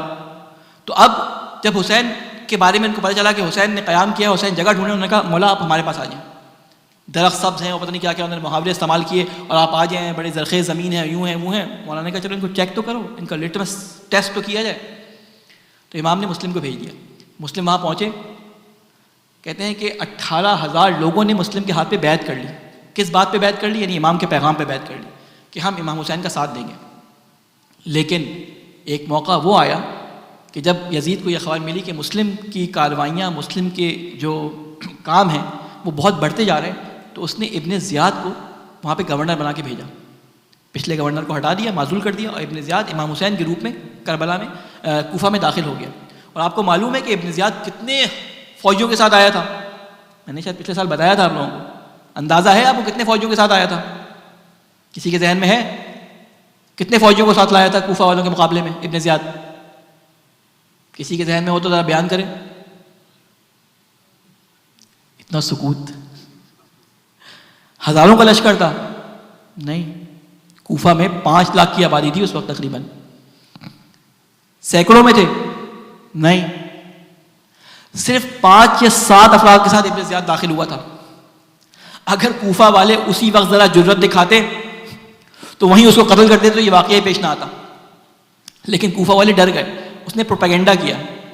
کیا پروپیگنڈا کیا؟ دیکھو میں جو آیا ہوں میرے پیچھے شام کی فوج ہے, اگر تم نے میری بات نہ مانی, ایک تو آیا امام حسین کے روپ میں, اگر میری بات نہ مانی تو شام کی فوج آ رہی ہے, وہ تم پہ حملہ کر دے گی. اور جب دارالامارہ میں چلا گیا تو پھر اس نے کہا کہ چلو پکڑو ان کو.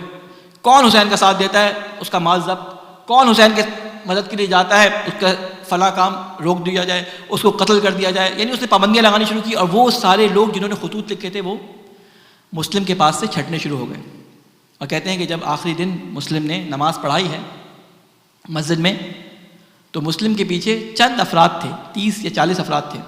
وہ مسجد جو لبالب بھری ہوتی تھی, مسجد کوفہ آپ نے دیکھی ہے, جو لبالب بھری ہوتی تھی, وہ 30 یا 40 افراد رہ گئے. اور جب مسلم نماز پڑھ کے باہر نکلے ہیں تو پیچھے 10 افراد تھے. اور جب باب کندہ پہ پہنچے ہیں یا کندہ پہ پہنچے ہیں تو مسلم اکیلے تھے. اب مسلم کو یہ فکر نہیں تھی کہ میں اکیلا رہ گیا, بلکہ مسلم کو یہ فکر تھی کہ کسی نہ کسی طریقے سے میں یہ حسین کو پیغام پہنچا دوں کہ حسین کوفہ نہ آئے, کوفہ والوں نے بے وفائی کر دی ہے. کیونکہ حسین کو مسلم یہ پیغام دے چکے تھے کہ مولا کوفے آ جائیں, یہاں پہ لوگ آپ کی بیعت کے لیے تیار ہیں. اب مسلم مختلف راستوں سے نکلنا چاہتے تھے لیکن کوئی راستہ نہیں مل رہا تھا. ہر جگہ پہ ناکا لگا ہوا تھا. اب مسلم رات کو ایک ٹوٹی ہوئی مسجد میں قیام کرتے ہیں, دن میں پھر نکلتے ہیں کسی جگہ سے گزریں, دن میں قیام کرتے ہیں, رات کو نکلتے ہیں کہ کسی جگہ سے نکلیں لیکن نکل نہیں پاتے. تھک ہار کے 2 دن کے بھوکے پیاسے ہیں مسلم. تھک ہار کے دیکھتے ہیں ایک خاتون اپنے دروازے پہ کھڑی ہوئی ہے اور دروازے پہ کھڑے ہوئے کسی کا انتظار کر رہی ہے. مسلم اشارے سے پانی مانگتے ہیں اس سے. وہ خاتون, اسے توحہ کے نام سے تاریخ نے یاد کیا ہے, وہ مسلم کو پانی لا کے دیتی ہے. اب مسلم پانی پینے کے بعد اس کے چبوترے پہ بیٹھ جاتے ہیں. یہ خاتون اندر جاتی ہے, باہر آتی ہے, کہتی ہے کہ مسلم بیٹھے ہوئے, کہتی ہے کہ اے نوجوان تو اپنے گھر چلا جا, کوفے کے حالات اچھے نہیں ہیں. مسلم خاموش رہتے ہیں. یہ خاتون دوبارہ جب باہر آتی ہے مسلم کو دیکھتی ہے کہ کہتی ہے شیخ میں نے تجھ سے کہا ہے کہ میں ایک بیوہ عورت ہوں اور تیرا ایک جوان کا میرے دروازے پہ بیٹھنا مناسب نہیں ہے, تو یہاں سے چلا جا. اب مسلم کی غیرت گوارا نہیں کرتی, بڑے پھنسے ہوئے الفاظ میں یہ کہتے ہیں کہ اے خاتون, اے محترم خاتون, یہ بتا کہ جس کا کوئی گھر نہ ہو وہ کہاں جائے. وہ پوچھتی ہے تو کون ہے؟ کہا میں مسافر ہوں. کہاں سے آیا ہے؟ مدینہ سے آیا ہوں. مدینہ میں کس جگہ سے آیا ہے؟ کہا بنی ہاشم. کہتے تیرا نام کیا ہے؟ کہا میں حسین کا قاصد مسلم بن عقیل ہوں. جب یہ نام سنا تو ہاتھوں کو جوڑ لیا توحا نے. کہا کہ ارے آقا مجھے معلوم نہیں تھا, میں پہچانی نہیں کہ آپ مسلم ہیں. اپنے گھر کا دروازہ کھول دیا, مسلم کو ایک کمرہ دیا, مسلم نے مصلی بچھایا, کھانے کو اس نے کچھ دیا, مسلم نے ایک پانی کا گھونٹ لیا اور مصلی عبادت پہ بیٹھ گئے. ساری رات مصلی عبادت پہ رہے. رات کو کچھ دیر کے لیے آنکھ لگ گئی. مولا امیر المومنین علیہ السلام کو خواب میں دیکھا, کہہ رہے ہیں مسلم اجل, اے مسلم جلدی کرو. مسلم کی آنکھ کھلی, یہ باہر نیزوں کی, فوجوں کی, گھوڑوں کی, ٹاپوں کی آوازیں آ رہی تھی. مسلم کو سمجھ آ گیا کہ وقت قریب ہے. مسلم نے اپنے لباس کو زیب تن کرنا شروع کیا, زہرا پہنی, خود پہنی, تلوار کو ہاتھ میں لیا. توحا نے کہا کہ ارے مولا کہاں جاتے ہیں؟ کہا کہ تو دیکھتی نہیں کہ تیرے گھر کو چاروں طرف سے گھیر لیا گیا ہے؟ کہا کوئی بات نہیں, میرا گھر محفوظ ہے. مسلم کی غیرت نے گوارا نہیں کیا. ارے کہا بی بی میں نہیں چاہتا کہ میری وجہ سے فوجی تیرے گھر میں داخل ہو جائے. میں کہوں گا مسلم آپ کو ایک کنیز کی اتنی پرواہ تھی. ارے 11 محرم کو دیکھے, 10 محرم کو کس طرح خیمے کو تاراج کر دیا جائے گا. مسلم باہر نکلے, بہادری کے ساتھ جنگ لڑی. بنی ہاشم کے شجاع جوان تھے, ابن زیاد کی فوجوں سے کنٹرول نہ ہو سکا. ارے لشکر پہ لشکر, رسالوں پہ رسالے, دستوں پہ دستے آتے رہے لیکن کنٹرول نہ کر سکے. ایک کہا کہ ان کو کسی ہیلے سے کنٹرول کیا جائے. ایک گڑھا کھودا گیا اور بہانے سے فوج پیچھے ہٹی. ارے مسلم کے ساتھ غدر ہو گیا, مسلم کو گرفتار کر لیا گیا. ارے گرفتاری کے عالم میں جب مسلم کو دربار میں لے کے آیا گیا, کہا کہ امیر کو سلام کرے. مسلم نے منہ کو پھیر لیا, کہا میرا امیر صرف حسین ہے, حسین کو سلام کروں گا. مسلم کے قتل کا حکم جاری کر دیا گیا. ارے دارالامارہ کی چھت پہ مسلم کو لے جایا گیا اور کہا کہ وہاں پہ ان کا سر قلم کر کے ان کی لاش کو دھکا دے دیا جائے. مسلم نے 2 رکعت نماز کی اجازت مانگی. نماز پڑھی، کوفہ سے مکہ کی طرف رخ کیا، حسین اسی رخ سے آ رہے تھے، کہا السلام علیکم یا ابا عبداللہ۔ ارے ہواؤں کے دوش پہ یہ آواز حسین تک پہنچی، حسین گھبرا کے کھڑے ہوئے، ابھی اطلاع نہیں آئی، ادھر سے حسین کا قافلہ گزر رہا ہے، دیکھا دو شخص کوفے کی طرف سے آ رہے ہیں۔ حسین علیہ السلام کے اصحاب نے ان اشخاص کو پوچھا کہ تم کہاں سے آ رہے ہو؟ کہا کہ ہم کوفے سے آئے ہیں۔ کہا کوفہ کے حالات بتاؤ۔ انہوں نے کہا کہ ذرا کنارے پہ آ جاؤ، حسین تک آواز نہ پہنچ جائے۔ کہا جب ہم کوفہ سے نکلے تھے تو مسلم کی لاش کو رسیاں باندھ کے گھسیٹا جا رہا تھا۔ ارے مسلم پریشان نہ ہو، انہی راستوں سے آپ کی لاش کو گھسیٹا جا رہا ہے جہاں سے عصمت طہارت کی بیوی نے گزرنا ہے، جہاں سے ننگے پیر سید سجاد نے گزرنا ہے۔ ارے مسلم کی خبر پہنچی، امام حسین علیہ السلام نے ایک خیمے میں قیام کیا، مسلم کی بیٹی جو کہ بھانجی ہے عاتقہ کو بلایا، اپنے زانو پہ بٹھایا۔ بنی ہاشم کے خاندان کی یہ پلی بیٹی سمجھ گئی کوئی نہ کوئی بات ہے۔ کہا مامو جان میرے بابا کے کیا حال ہیں؟ کہا اب بیٹی سر پہ ہاتھ پھیرا، کانوں میں بندے ڈالے، کہا بیٹی آج سے مجھے اپنا باپ سمجھ۔ ایک چھوٹی سی بچی کنارے پہ دیکھ رہی تھی، یہ مسلم کی بیٹی کو دیکھا۔ ارے یہ واقعہ گزر گیا، لیکن ایک دن آیا 11 محرم کو، اور جب سکینہ یتیم ہوئی تو سمجھتی تھی کوئی گود میں بٹھائے گا، کوئی کانوں میں بندے پہنائے گا، لیکن بابا کو یاد کرنے میں کسی نے تماچے مارے، کسی نے کانوں سے بندے چھین لیے۔ اللہ لعنت اللہ علی القوم الکافرین، فسیعلم الذین ظلموا ای منقلب ینقلبون۔ ماتم حسین۔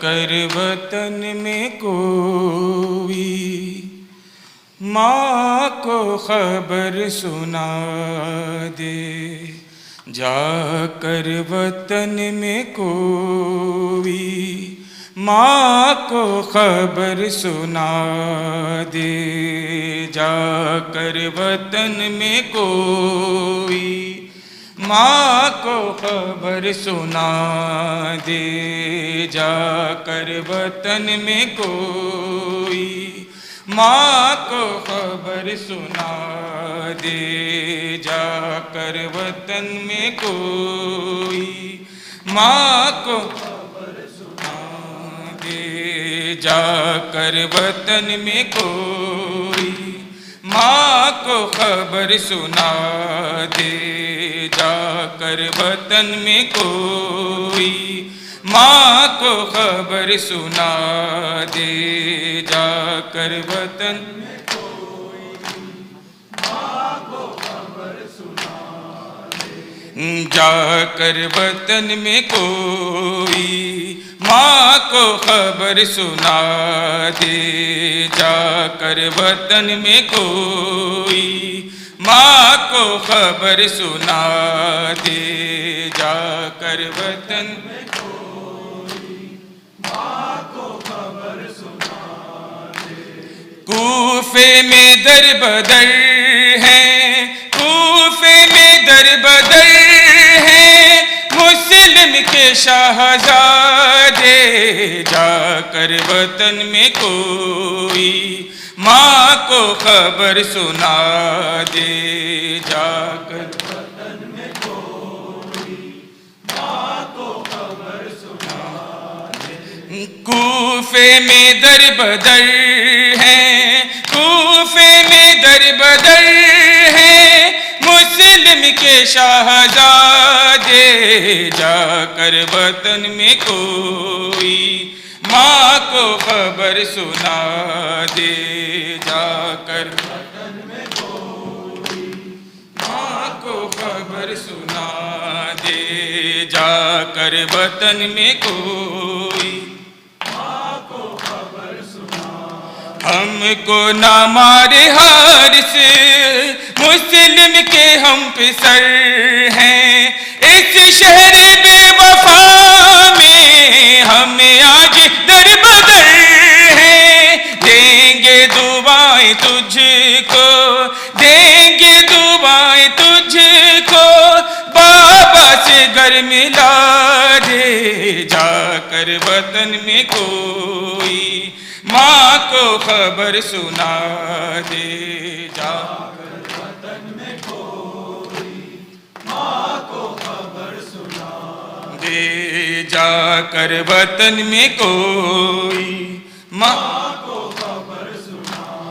ہم کو نہ مارے حارث مسلم کے ہم پسر ہیں، اس شہر بے وفا میں ہمیں آج در بدر ہیں، دیں گے دعائیں تجھ کو، دیں گے دعائیں تجھ کو، بابا سے گھر ملا دے، جا کر وطن میں کوئی ماں کو خبر سنا دے، جا کر وطن میں کوئی ماں کو خبر سنا دے، جا کر وطن میں کوئی ماں کو خبر سنا۔ کوفے میں در بدر ہیں، کوفے میں در بدر ہیں، مسلم کے شہزادے جا کر وطن میں کوئی ماں کو خبر سنا دے، جا کر وطن میں کوئی ماں کو خبر سنا۔ بابا کو ڈھونڈتے ہیں دونوں غریب بھائی، دونوں مسافروں کو ہے ماں کی یاد آئی، اب کون کم سنوں کو، اب کون کم سنوں کو کوفے میں آسرا دے، جا کر وطن میں کوئی ماں کو خبر سنا دے، جا کر وطن میں کوئی ماں کو خبر سنا دے، جا کر وطن میں کوئی ماں کو خبر سنا۔ بابا کو ڈھونڈتے ہیں دونوں غریب بھائی، دونوں مسافروں کو ہے ماں کی یاد آئی، اب کون کم سنوں کو، اب کون کم سنوں کو کوفے میں آسرا دے، جا کر وطن میں کوئی ماں کو خبر سنا دے، جا کر وطن میں کوئی ماں کو خبر سنا دے، جا کر وطن میں کوئی ماں کو خبر سنا۔ سید ہیں یہ فضیلت دی ہے ہمیں خدا نے، بے گھر مسافروں کو مت تازی مت مارے تازیانے، ہم آل مصطفیٰ ہیں، ہم آل مصطفیٰ ہیں، ہم کو یہ نہ سزا دے، جا کر وطن میں کوئی ماں کو خبر سنا دے، جا کر وطن میں کوئی ماں کو خبر سنا دے، جا کر وطن میں کوئی ماں کو خبر سنا دے۔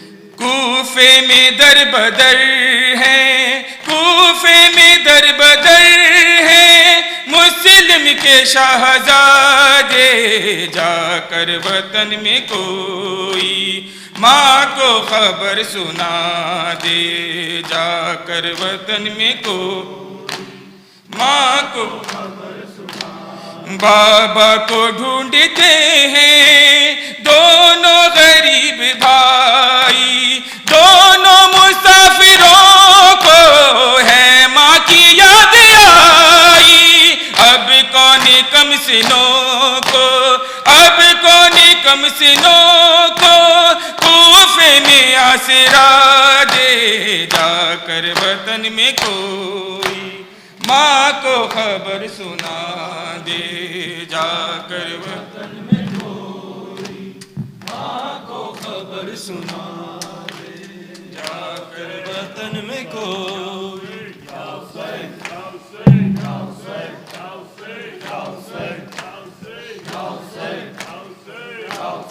کربلا والوں پہ یہ کیسا محرم آیا، کربلا والوں پہ یہ کیسا محرم آیا، کربلا والوں پہ یہ کیسا محرم آیا، کربلا والوں پہ یہ کیسا محرم آیا، کربلا والوں پہ یہ کیسا محرم آیا، کربلا والوں پہ یہ کیسا محرم آیا، کربلا والوں پہ یہ کیسا محرم آیا، خون ٹپکتا ہوا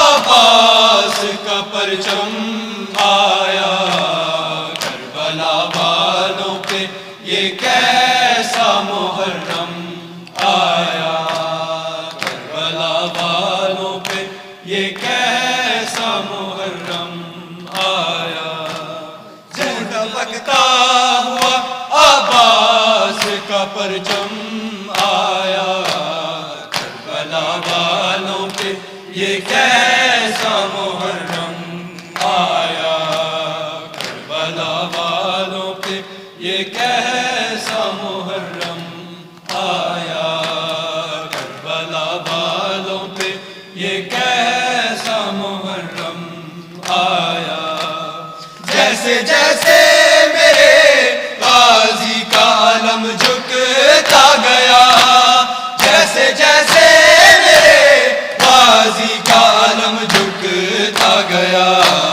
پشت میں حضرت شبیر کی بھی غم آیا، خون ٹپکتا ہوا عباس کا پرچم آیا، کربلا والوں پہ یہ کیسا محرم آیا، کربلا والوں پہ یہ کیسا محرم آیا، کربلا والوں پہ یہ کیسا محرم آیا، کربلا والوں پہ یہ کیسا محرم آیا، کربلا والوں پہ یہ کیسا محرم آیا، جیسے جیسے میرے غازی کا علم جھکتا گیا، جیسے جیسے میرے غازی کا علم جھکتا گیا،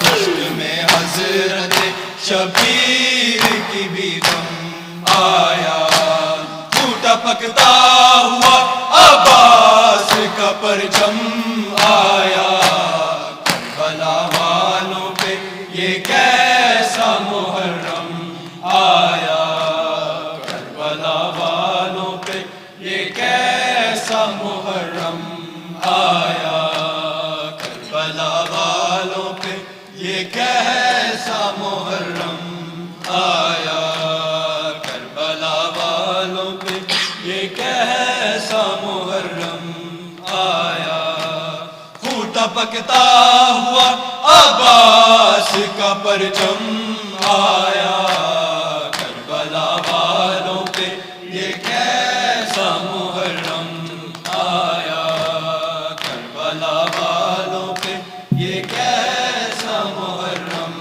آیا، کربلا والوں پہ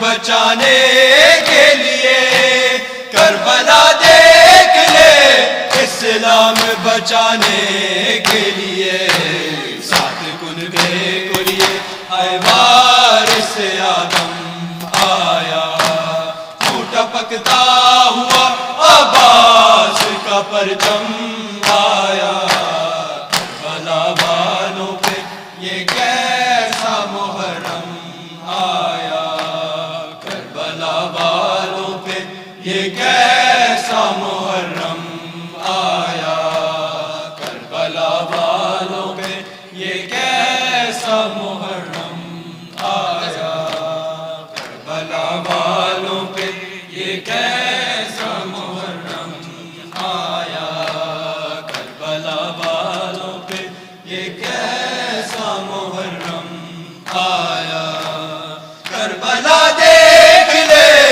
اسلام بچانے کے لیے کربلا دیکھ لے اسلام بچانے کے لیے ساتھ کن بے کلیے اے وارث آدم آیا ٹوٹا پکتا ہوا عباس کا پرچم آیا کربلا والوں پہ یہ کیسا محرم آیا کربلا والوں پہ یہ کیسا محرم آیا کربلا والوں پہ یہ کیسا محرم آیا ٹوٹا پکتا ہوا عباس کا پرچم آیا کربلا والوں پہ یہ کیسا محرم آیا کربلا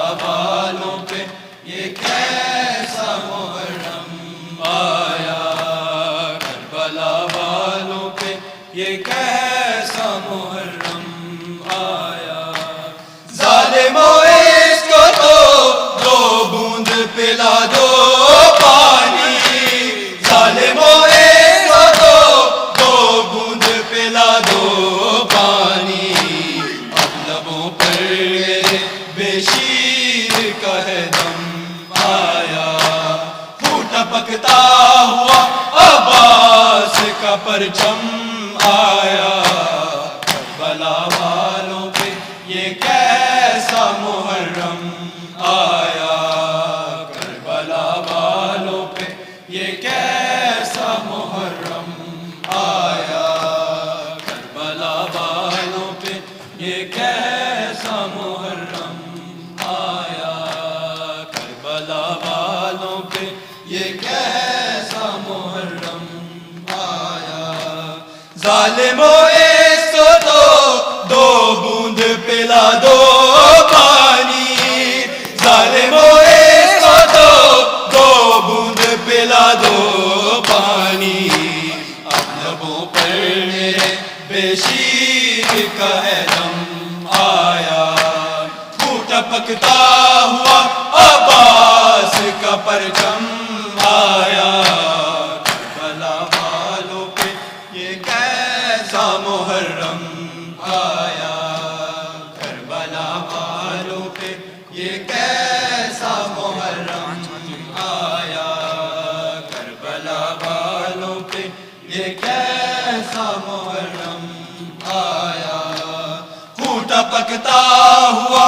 عباس کا پرچم آیا کربلا والوں پہ یہ کیسا محرم آیا کربلا والوں پہ مولا حق امام یا حسن یا حسین مولا حق امام یا حسن یا حسین مولا حق امام یا حسن یا حسین یا حسین یا حسین شبیر کی وہ لاڈلی شبیر کی وہ لاڈلی سینے پہ جو شاک پلی سینے پہ جو شاک پلی جس کی ابا بن میں جلی جس کی ابا بن میں جلی منہ پر تماچوں کے نشان مولا حق امام یا حسن یا حسین مولا حق امام یا حسن या हुसैन या हुसैन या हुसैन या हुसैन या हुसैन या हुसैन वर मोहम्मद वाले मोहम्मद अलैहिस्सलाम सलावत।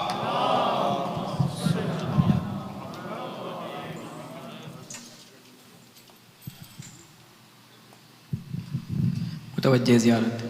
अस्सलामु अलैका या रसूलल्लाह, अस्सलामु अलैका या नबी अल्लाह, अस्सलामु अलैका या खैर खल्क़िल्लाह, अस्सलामु अलैकुम व रहमतुल्लाहि व बरकातुहू, अस्सलामु अलैका या अमीरल मोमिनीन, अस्सलामु अलैका या फ़ातिमत ज़हरा, अस्सलामु अलैका या अल हसन वल हुसैन सय्यदै शबाब अहलिल जन्नह, अस्सलामु अलैका या अली इब्न अल हुसैन, अस्सलामु अलैका या मुहम्मद इब्न अली, अस्सलामु अलैका या जाफ़र इब्न मुहम्मद, अस्सलामु अलैका या मूसा इब्न जाफ़र, अस्सलामु अलैका अली इब्न मूसा रज़ा, अस्सलामु अलैका या मुहम्मद इब्न अली, अस्सलामु अलैका या अली इब्न मुहम्मद, अस्सलामु अलैका या हसन इब्न अली, अस्सलामु अलैका या हुज्जत इब्न अल हसन, अजलल्लाहु ताला फरजक व सहलल्लाहु ताला मखरजक व जअलना मिन अंसारिक व अवानिक व रहमतुल्लाहि व बरकातुहू।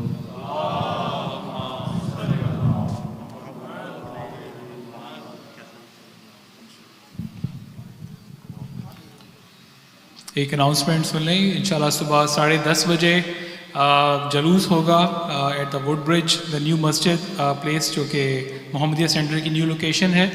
तो सुबह 10:30 बजे मोहम्मदिया सेंटर की जो नई लोकेशन है वुड ब्रिज में, वहाँ पर जलूस होगा इंशाल्लाह।